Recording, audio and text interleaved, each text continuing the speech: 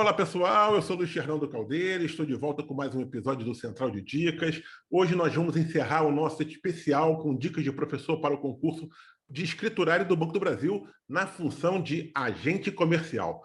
Para fechar com chave de ouro, nós vamos abordar o tema Código de Defesa do Consumidor, o CDC, que é um dos conteúdos que faz parte do programa de vendas e negociação do concurso para agente comercial do Banco do Brasil. E quem vai ensinar para os nossos alunos e futuros alunos a maneira mais adequada de estudar o Código de Defesa do Consumidor para o concurso do Banco do Brasil, bem como apontar os assuntos com mais chances de cair na prova, é o competentíssimo professor Leonardo Gutierrez, que leciona aqui na Central de Concursos. Tudo bem com você, mestre? É um grande prazer falar mais uma vez contigo, né? Você já participou de outro Central de Dicas. Muito obrigado aqui pela sua participação mais uma vez. Bom, primeiramente é um prazer, agradeço o Luiz Fernando pelo convite, um colega assim excepcional, muito capacitado.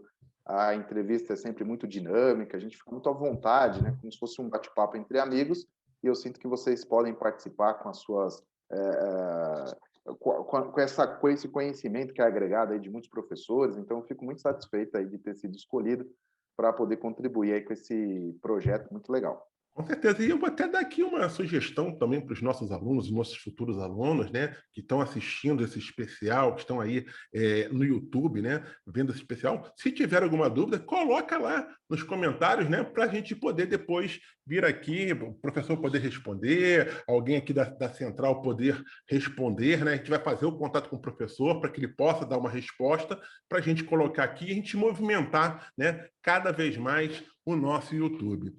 Mas, mestre, como eu já falei Exatamente. aqui, né, o CDC é um tópico do conteúdo programático da disciplina de vendas e negociação, né? Além de ser a matéria com o maior número de questões na prova, né, serão 15 perguntas, né? Cada uma delas vai valer 1,5 ponto. Você está estimando aí que vão ser Exatamente. cobradas quantas questões de CDC na prova para escriturário? É, a cada concurso, o Banco do Brasil, né, ele acaba, por meio, logicamente, da organizadora, por vezes já foi a Fundação Carlos Chagas, Sesgran Rio, agora a Sesgran Rio novamente, o Banco do Brasil cria algumas divisões com relação ao seu edital. E dessa vez ele ficou alocado, como você bem informou, na parte de vendas e negociações. E dentro desse capítulo, né, nós temos vários tópicos, dentre eles o tópico pequenininho ali do Código de Defesa do Consumidor. Se a gente for analisar, só o Código de Defesa do Consumidor daria para a gente ter uma série de questões, né? Apesar de não ser uma lei muito grande, mas também não é algo muito pequeno.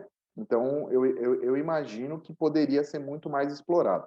Mas diante aí desse tópico, dentro de muitos outros, eu acredito que nós não tenhamos muito mais do que 2 questões do Código de Defesa do Consumidor, né? Teve uma prova recente, né, do Banco do Brasil, que eles colocaram um edital de Código de Defesa do Consumidor, e eles acabaram não cobrando nenhuma questão. Provas passadas, nós já tivemos até 5 questões do Código de Defesa do Consumidor. Então, assim, é algo que é difícil cravar, mas eu acredito que analisando os outros conteúdos, né, que tem marketing, tem a parte de vendas mesmo, tem até o Estatuto Estatuto. de Pessoa com Deficiência dentro desse tópico. Então, eu imagino que eles não possam explorar muitas questões do Código de Defesa do Consumidor, porque existem outros temas também dentro dessa área que são importantes, como você bem disse, é uma parte que tem ali a sua relevância, porque são 15 questões, né, com cada questão estabelecida a 1,5 ponto, né, cada questão, a gente vai chegar a 22,5 pontos desse capítulo, né, então é bem considerável, mas eu acredito que nesse detalhe específico do Código de Defesa do Consumidor, serão aí aproximadamente 2 questões no meu modo de enxergar, né? Claro que se eles cobrarem um pouquinho mais, para mim é um pouco melhor, porque, como é a minha matéria, eu entendo que os nossos alunos aqui da Central terão muita vantagem, justamente porque nós conseguimos, né, eu juntamente com os outros professores da matéria, nós conseguimos explorar bem, porque nós conhecemos o que se trabalha bastante de defesa do consumidor, principalmente no setor bancário, né, porque é uma matéria que pode ser cobrada em diversos concursos, né, então, desde o concurso para a Ordem dos Advogados do Brasil, também concursos para magistratura, defensoria pública e um concurso específico para o banco. Então, é uma matéria que, de acordo com a banca organizadora e também de acordo com a instituição, ela muda totalmente a sua figura, que provavelmente é o que você vai querer saber aí, referente ao que nós podemos esperar para o Banco do Brasil. Sim, a gente vai chegar nisso aí daqui a pouquinho, sim, professor. Mas, Daqui a embora pouco. sejam aí umas 2 questões, talvez, né, não dá para se descuidar, né, porque é essa disciplina que vai ser, talvez, o fiel da balança, né, a técnicas e vendas e onde está o CDC, né? 1,5 ponto cada questão, Exatamente. aí já são 3 pontos, né? Geralmente, o aluno ele tem um olhar assim, um pouco mais ultrapassado com relação a esse tipo de situação, porque ele costuma avaliar assim, o macro, né? Então, eu vou me preocupar com aquilo que mais cai na prova, né? Claro, isso é uma técnica antiga. Só que a gente vem observando que ao longo dos anos, principalmente por esses períodos em que as pessoas estão se preparando muito para concurso público, então muitas vezes a diferença entre o aprovado e o não aprovado está ali num ponto, né? Então a disputa fica muito acirrada. Então, deixar de estudar uma matéria, principalmente igual o Código de Defesa do Consumidor, que não é uma matéria muito difícil, né? Uma matéria acessível, então eu acredito que seja algo preocupante, né? Então, a gente não pode analisar se serão 2 até 5, de repente, questões, uma questão que seja, eu considero, assim, muito relevante, até porque nós temos uma facilidade de estudar esse conteúdo, né? Eu acredito que seja bem acessível aí ao público em geral. Não é, então, uma matéria complexa de estudar, tranquila de estudar.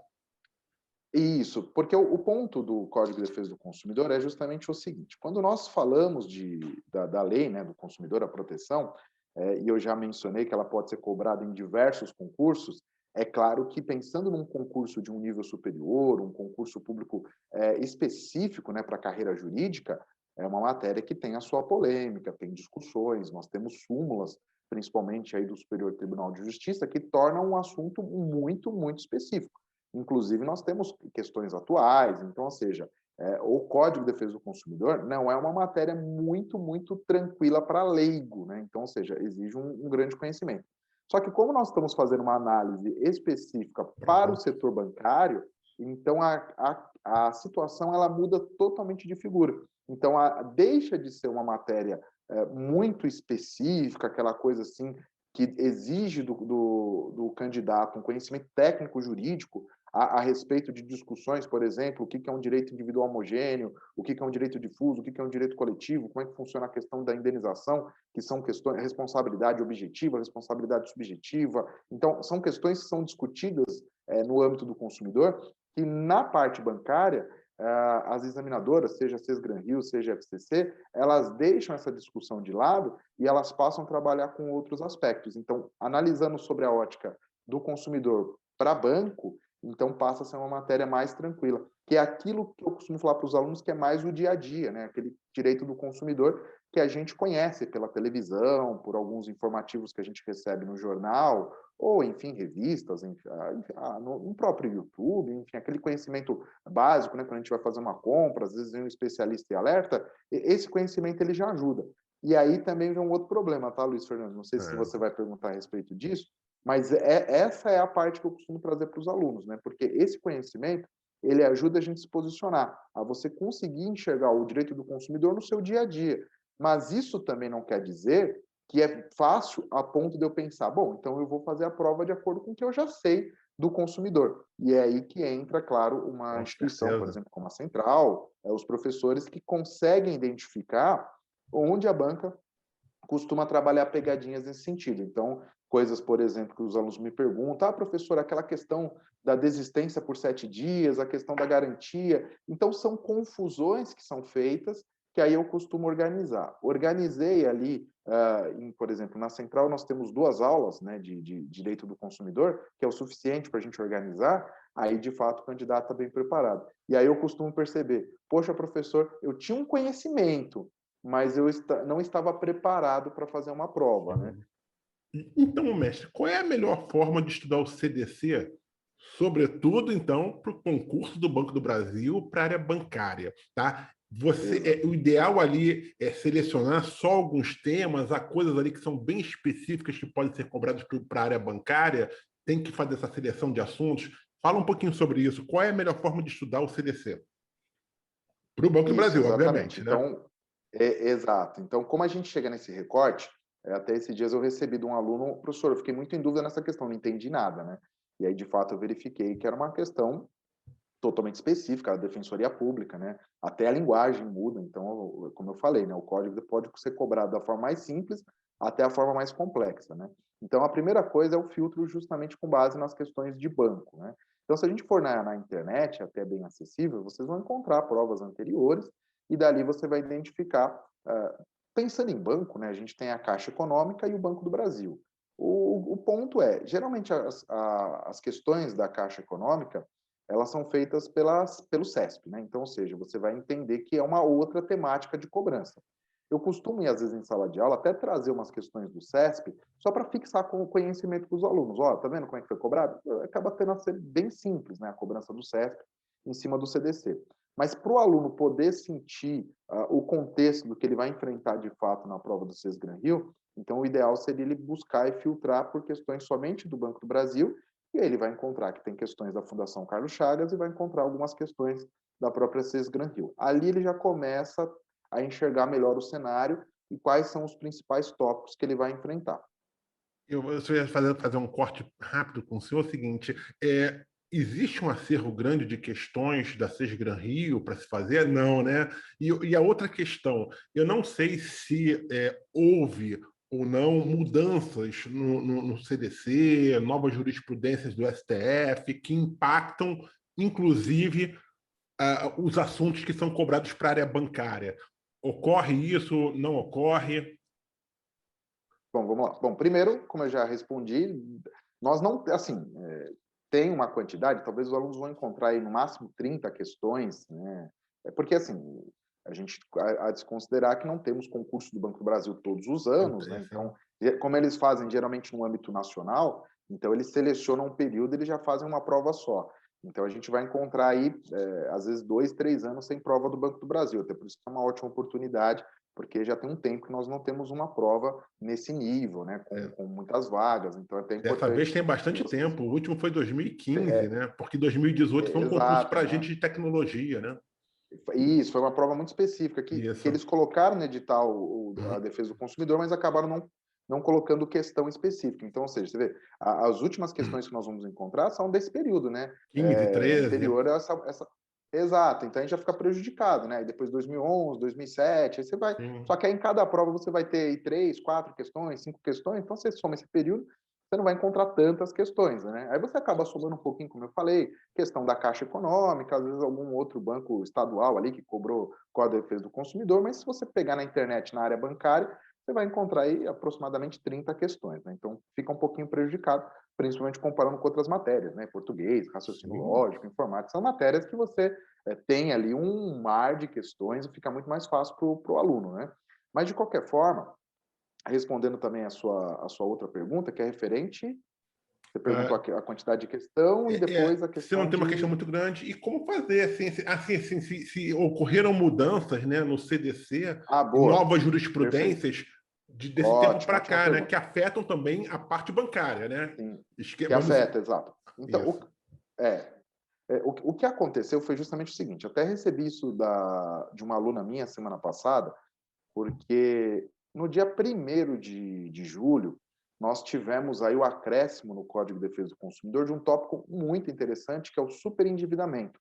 Assim, é um tema da moda do direito do consumidor, que é justamente, chegou-se a um ponto, é claro, que as pessoas estão com mais gastos do que receita, né? Então, muitas vezes a pessoa ela recebe, sei lá, R$ 2.000, R$ 3.000, e os gastos superam as suas receitas. Naturalmente, a pessoa vai quebrar, como a gente diz, né? A pessoa vai ter aí um estado de insolvência. Então, o que acontece é a questão do consumidor justamente tenta minimizar esses impactos.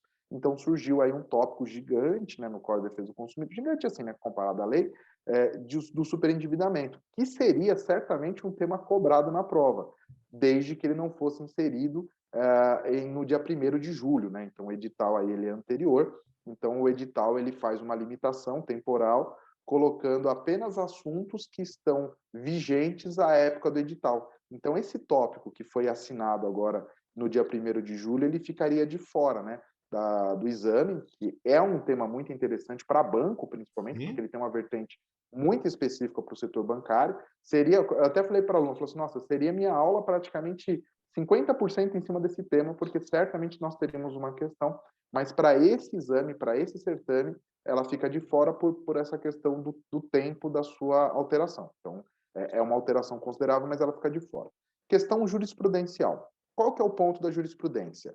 A prova da SESGRAN Rio, ela não cobra esse conhecimento de súmulas, jurisprudências, então isso fica de fora para o candidato, né? Nós temos no Código de Defesa do Consumidor, na avaliação do Código de Defesa do Consumidor perante aos tribunais, o STJ como uma referência, né, a última, para análise dessas questões. Então, geralmente, as súmulas mais importantes para a prova nós encontramos no STJ, mas também isso não é o objeto de questão. O que eu costumo chamar a atenção dos alunos, então, seriam questões, se você fosse conhecer, né, de jurisprudência, aquela mais específica para o setor bancário, que está baseada no Código de Defesa do Consumidor, que é a questão do cartão de crédito. Tá? Então, fica uma dica para vocês, porque o que acontece?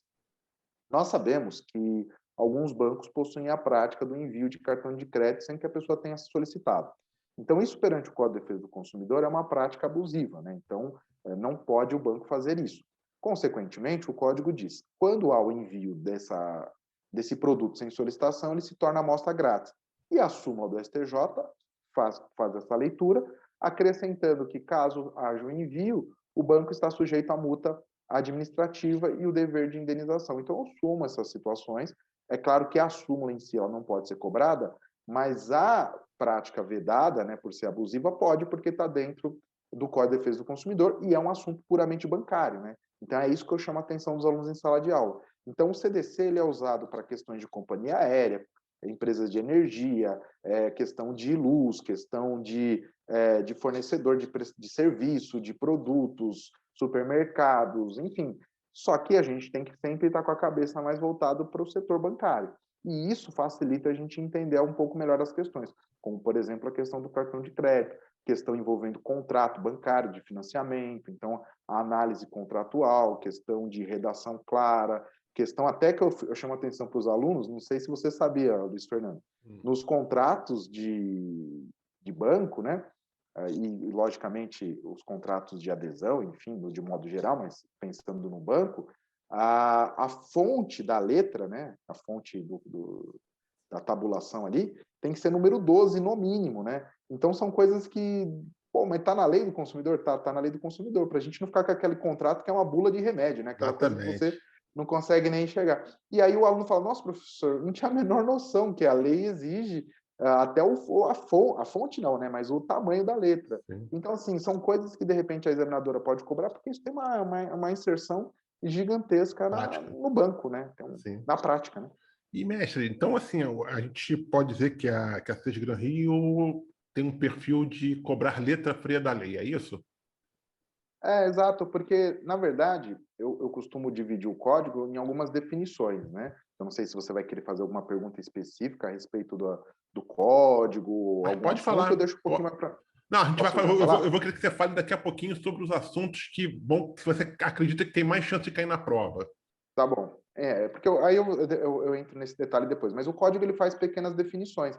E aí, o que acontece? Em cima das definições, geralmente nós temos alguns mitos. E aí a banca acaba explorando um pouquinho desses mitos, né? Por exemplo, definição de consumidor, definição de fornecedor, que é o texto frio da lei, né? Então, geralmente, o candidato que tem esse conhecimento, né, do que está disposto na lei, ele tem essa vantagem porque ele já identificou alguma coisa que talvez não fosse devidamente esclarecido pela mídia, ou enfim, pelos setores responsáveis pelo esclarecimento aí do que é a lei do consumidor. Então, mas é uma leitura muito simples, né? O código não é um conteúdo assim totalmente distante. É claro que tem termos jurídicos, é claro que ele nem no todo ele não é tão fácil de ser entendido, mas eu acredito que um candidato que esteja se preparando, é claro, principalmente com a gente aqui, né, fazendo uma propaganda aqui da instituição, ele sai na frente porque a gente faz essa ligação, né? Então, o que está técnico na lei, a gente procura transferir para o aluno de uma maneira mais simplificada para que ele possa enxergar, né, até no dia a dia, o que aquela regra se aplica no que ele vive. E geralmente os alunos conseguem entender muito bem, falar, a verdade, professor, eu já passei por isso, eu só não sabia que na lei está escrito assim, né? E aí, quando ele entende a situação prática e o que está escrito na lei, certamente fica mais fácil para ele responder uma questão. Show. E, professor, então quais são aí os assuntos mais quentes, aqueles que você realmente acredita que tem mais chances de serem cobrados aí em relação à CDC na prova para escriturária do Banco do Brasil, né? Que é aqueles que os candidatos precisam dar, é lógico, tem que saber tudo, mas quais são aqueles tópicos assim que realmente o candidato precisa daquela atenção especial? Bom, assim, como são poucas questões, a minha margem de acerto diminui muito, né? Porque Sim, uma lógico. coisa, uma coisa é fazer uma análise de uma prova que eu vou ter, sei lá, 15 questões, 20 Sem questões, né? dúvida. Aí fica mais fácil para chegar. Agora, conforme diminui, eu posso ter uma margem menor. Mas, assim, os tópicos mais importantes, por exemplo, as definições, né? Então, a primeira definição do que quem é o consumidor e quem é o fornecedor do produto ou do serviço, né? Então, o consumidor, o que pode gerar muita pegadinha é que algumas pessoas pensam que consumidor somente é pessoa física, que na verdade consumidor também pode ser uma pessoa jurídica, né?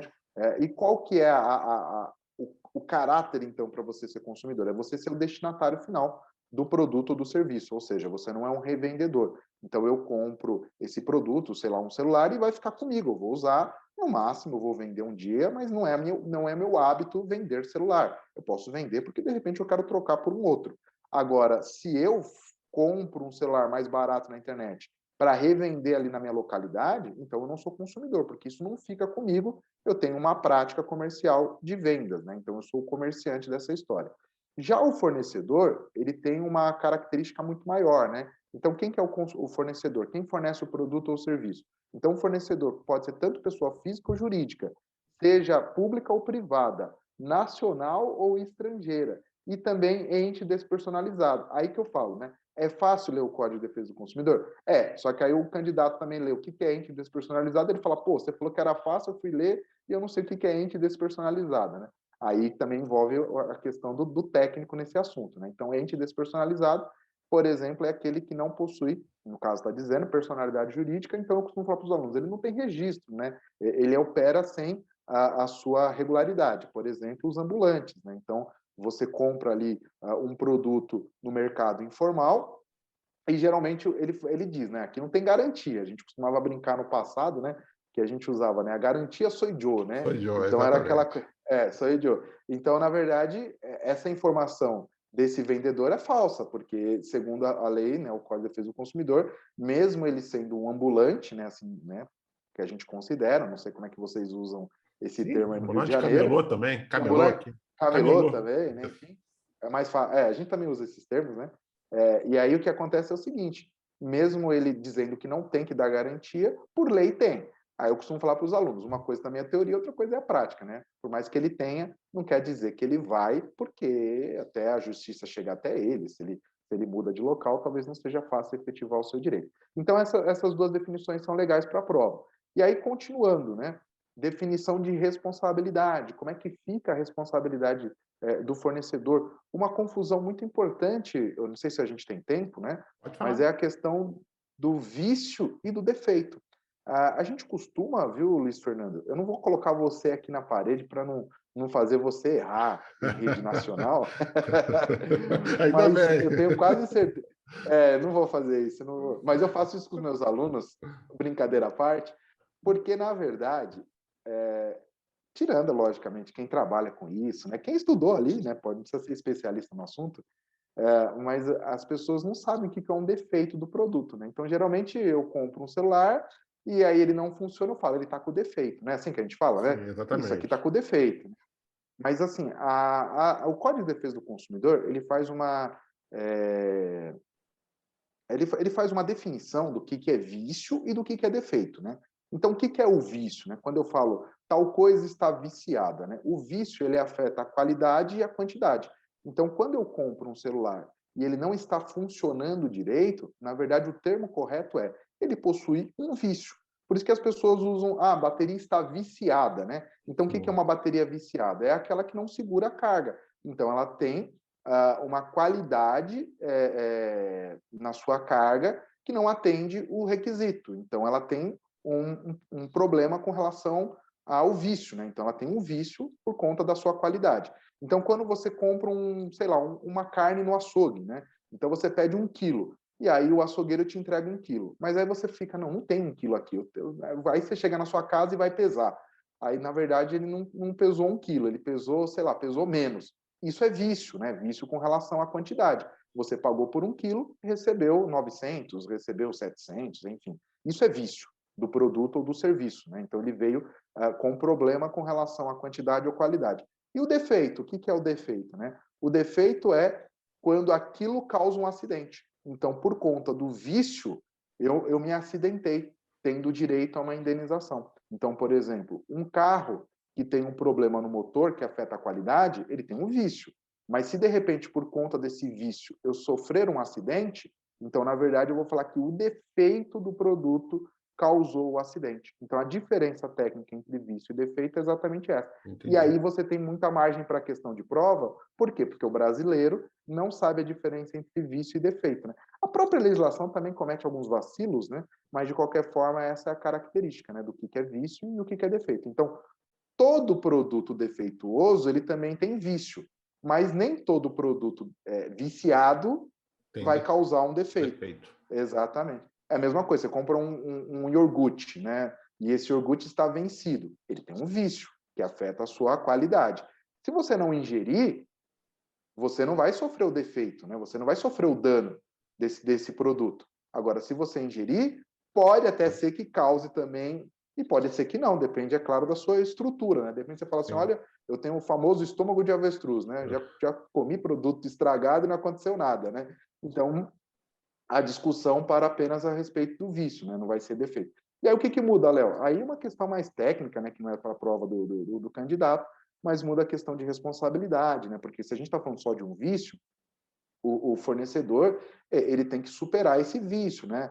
Devolver o dinheiro ou a pessoa troca por um outro produto, fica muito mais fácil. Agora, quando tem o defeito, a gente está falando do quê? De uma indenização. Porque, na verdade, você se sentiu lesado, você passou mal, você teve que ir para o hospital, às vezes isso até tem questões mais avançadas, então muda pela lei por conta dessas consequências, né? E aí, continuando, a gente tem também essas questões de responsabilidade, a questão contratual, né? Cláusulas abusivas, cláusulas que são nulas, e também uma outra coisa que eu acho legal para o candidato que vai fazer a prova, com relação à publicidade, porque nós temos a publicidade abusiva e a publicidade enganosa. E eu não sei se as pessoas conseguem diferenciar sem ter estudado, né? O que é abusivo e o que é enganoso. A grosso modo, aqui, para não tomar o tempo da gravação, uma publicidade abusiva, vou começar pela enganosa, né? Uma publicidade enganosa, como o nome já está dizendo, ela engana com relação às características, com relação à quantidade, com relação à qualidade, né? Por exemplo, aquela imagem do hambúrguer, né? Quando você vai numa lanchonete, você olha ali naquele layout e você fala, a nossa, carne enorme, né? A carne enorme, quando chega, é metade. É metade, né? Então, isso daí é uma publicidade enganosa, né? Então, ela fez com que você comprasse, imaginando que você ia receber uma quantidade, mas, na verdade, você recebeu outra quantidade ou outra qualidade, né? Já a publicidade abusiva, ela é muito mais... ela traz muitos outros elementos, né? Então, por exemplo, ela pode ser preconceituosa, ela pode mexer com o imaginário da criança, né? Então, por isso que muitas publicidades infantis foram retiradas, né? Porque a criança tem alguns elementos ali, então isso entra na abusiva. Questão que venha ferir o meio ambiente, superstição, né? Possa colocar o consumidor a agir de maneira arriscada, né? Então, a publicidade abusiva ela é bem diferente, fica fácil também para identificar na hora da prova, já vi muita questão de banco cobrando a questão da publicidade, né? E para fechar, não sei se eu estou tomando tempo, tá? Você que Não, escolhe, pode né? ir. Quanto mais informação, melhor para o nosso aluno, nosso futuro aluno. Porque na verdade, assim, aí o que a gente tem também, né? A questão da garantia. Porque por que eu comecei pelo vício, pelo defeito, passei pela publicidade, enfim, fiz toda essa relação? Porque uma das coisas que as pessoas costumam dizer, e aí, o produto eu posso trocar, tem garantia? E é um outro ponto, assim, que da minha matéria, Luiz Fernando, gera muita discussão, porque a pessoa fala assim, eu falo, calma, vamos respirar fundo, vamos entender melhor. Você foi a uma loja e a primeira coisa que você pergunta é, eu posso trocar essa camisa? Aí o vendedor fala, pode. E aí eu pergunto, você tem esse direito ou não? Aí eu falo, vamos por partes, né? Então, a primeira coisa, você comprou essa camisa e aí ela não tem nenhum vício, né? Ou seja, os botões estão tudo certinho, ela não está rasgada, tudo bonitinho. Só que você chegou na sua casa e falou, pô, eu pensei que ia combinar com esse blazer, não combinou, acabei não gostando, acabei comprando por impulso, quero trocar, posso? Então aí eu lembro da sua pergunta lá para o vendedor. Você perguntou para o vendedor se você podia trocar, geralmente o que ele fala? Ah, com 30 dias, com a etiquetinha, se não tiver danificado, a gente aceita. Então, isso faz parte do contrato. Então, quando aquele lojista diz que aceita trocar sem justificativa nenhuma, você não precisa justificar. Às vezes a pessoa fala ali, eu não gostei, eu pensei que ia combinar, tal, mas isso é só para ter uma conversa. Mas você não precisa justificar, ok. Mas se ele não quiser, professor, se ele prometeu, ele tem que cumprir, porque isso faz parte do contrato. Agora, se a loja não quer trocar e já está escrito lá que não vai trocar, e ela não tem vício, ela não tem que trocar. Por quê, professor? Porque eu só vou trocar, eu só tenho garantia daquilo que tem vício. Se você foi na loja, você escolheu, não tem nenhum vício, então, portanto, a loja não é obrigada a trocar, a não ser que ela se comprometeu. Tá? Agora, digamos que tenha vício. Então, eu fui na loja, na correria, eu só peguei, e aí, de repente, está faltando botão, ela está rasgada, tem alguma situação nesse sentido. Aí, vamos lá, para anotar para uma situação de prova. Né? Quando a gente fala da garantia, né, que seria o que o código chama de decadência, né, o prazo que você tem para reclamar por conta de vício de qualidade ou de quantidade, nós estamos falando de dois prazos. Né? O prazo mais comum que a gente escuta são dos 30 dias. Né? Mas por que são 30 dias? São produtos não duráveis e 90 dias para produtos duráveis. Qual que é a diferença? A diferença é que produto durável, como o nome já diz, ele não se esgota com o uso, né? Então, são produtos que têm uma validade um pouquinho maior. Por exemplo, é claro que a gente vai entrar numa discussão muito filosófica, né? Porque tudo hoje em dia quebra muito fácil, mas isso não vem ao caso, né? Mas o celular, em tese, é um produto durável, né? Um computador, né? O livro aqui, são produtos duráveis, bens duráveis. E o não durável, geralmente, são os alimentos, né? Que em poucas horas ou meses eles são consumidos, então, portanto, eles são considerados não duráveis. Então, não duráveis, você tem o direito de reclamar por vícios, né, de fácil constatação, por 30 dias. E os duráveis por 90 dias. Então, essa seria a garantia que eu tenho. E se aconteceu algum defeito, né, lembrando que defeito é o acidente, nós estamos falando de um prazo prescricional de até 5 anos para pleitear uma indenização aí por conta desse defeito do produto, ou até mesmo, é claro, do serviço. Né? Então, aqui a gente já consegue separar bem. E aí, Luiz Fernando, só para dar um desfecho, uma outra coisa que acontece muito na prática, principalmente por conta da pandemia, né, as pessoas passaram a comprar muitas coisas pela internet. Né? Então, aqui, você compra um aparelhinho, você compra aqui uma... Enfim, o que você quiser, você comprou pela internet, e aí as pessoas falam, mas e aquele negócio dos 7 dias, como é que fica? Né? Então, gera uma confusão. Né? Então, aí que tá. Quando você compra um produto fora do estabelecimento, artigo 49 do CDC, aí você tem esse direito do arrependimento, né? O que é o arrependimento? Eu não preciso justificar. Aí que as pessoas confundem, né? Com a loja física, com a loja eletrônica e faz uma zona, né? Então, por isso que eu separei uma coisa da outra, né? De fato, quando você compra por telefone ou quando eles vão vender alguma coisa na sua casa, né? O famoso catálogo, né? Não sei, eu sou da época daquele catálogo do Avon, da Hermes, o catálogo da Natura, eu vou falar todos para não achar que a gente está fazendo propaganda de alguém especificamente, né? Enfim, esses catálogos, né? Tupperware, enfim, esses catálogos, a pessoa ela faz a escolha lá para o representante e depois de um tempo chega à sua residência, né? Então, seja porta em porta, seja telefone ou seja internet, artigo 49, né? Claro que o 49 não fala da internet, né? Porque o código é de 1990, né? Mas vale a aplicação por analogia, você tem, de fato, o direito ao arrependimento por 7 dias. Mas eu preciso justificar nada, né? Os 7 dias é justamente porque você não sabia, né? Então, por exemplo, eu comprei isso aqui pela internet, mas eu achei que isso aqui seria enorme, né? Porque, sei lá. E aí, quando chega em casa, é um negócio desse tamanho, né? Aí eu falo, sei lá, não gostei, eu quero trocar. Ah, mas ele não tem vício nenhum, né? Beleza, mas eu não gostei. Eu imaginei que fosse de outra cor, não sei, eu não preciso ter justificativa. É um direito meu. Me arrependi. Eu tenho 7 dias para trocar esse produto, tá? É diferente da loja física, né? Da loja física eu fui e escolhi. Quando eu chego em casa e falo, nossa, não quero mais, aí não. Aí somente se ele tem vício, que é a garantia dos 30 e 90 dias. Então são coisas diferentes, né? Então 7 dias é por uma coisa, os 30 e 90 dias são por outra coisa. Aí separou isso, fica mais fácil, porque aí geralmente o examinador quer fazer uma confusão, né? Então ele mistura os 7 dias com os 30 e com os 90 dias, né? Mas eu acho que se você separou, ficou mais tranquilo. Show de bola. O pessoal viu aqui que o professor Leonardo Thierres é muito fera, né? Foi ali cirúrgico aí em vários pontos do assunto, né? Do CDC. Muito legal mesmo, professor. Quero aqui já agradecer a sua participação. A gente vai fazer agora o encerramento, né? Do nosso Central de Dicas.